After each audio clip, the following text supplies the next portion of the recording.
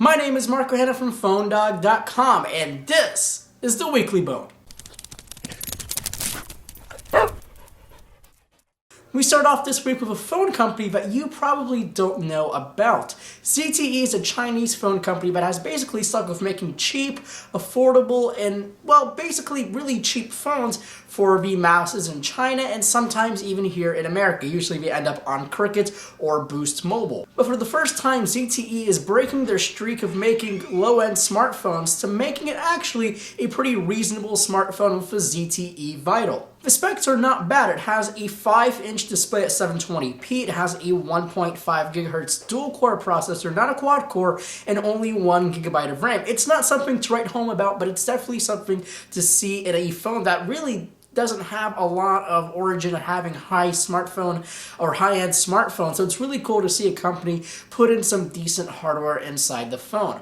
Overall, the experience is pretty smooth. The Android 4.1 software is almost bare-bones stock. There is a couple customizations into the software itself and the menu structure, but overall, it's a very clean Android experience. It's not the fastest phone in the world, but again, it's not the most expensive phone in the world either. It's only $99 and delivers some pretty good specs. One of the best parts of a ZTE Vital is the 13 megapixel camera on the back. It's not exactly the best camera.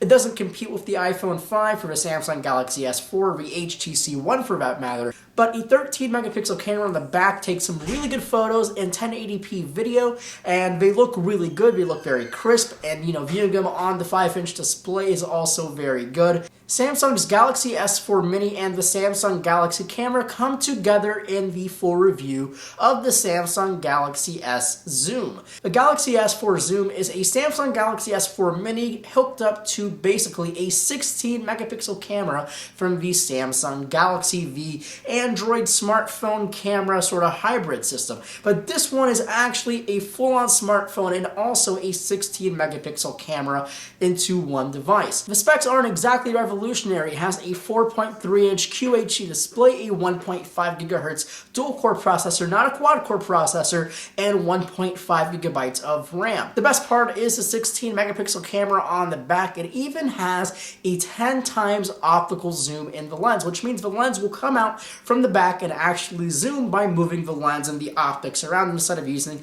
digital cropping with digital zoom. The image quality is definitely one of its strongest points. The video quality as well. You also have a manual mode for those more expert people who know about exposure modes and ISO and things that I don't know about, but you do have that option. If you don't want all the high-end specs, but you do really care about having a mobile phone with a really good camera, then the S4 Zoom is one of your best options. Lastly, developer conferences are usually held by companies like Google and Apple to show off their latest hardware, their latest software innovations, and basically they invite a whole bunch of developers to come over and basically use their code and see how they run on future software versions from that different company. Now for this year, you could add Samsung to that list of companies because Samsung recently announced that they will hold a developers conference in San Francisco, California sometime in October. It's going to be really interesting to see what Samsung has up their sleeve and show off their SDKs for the developers, maybe show off next versions of TouchWiz, maybe even launching some more products at this developer conference and using it as a bigger center stage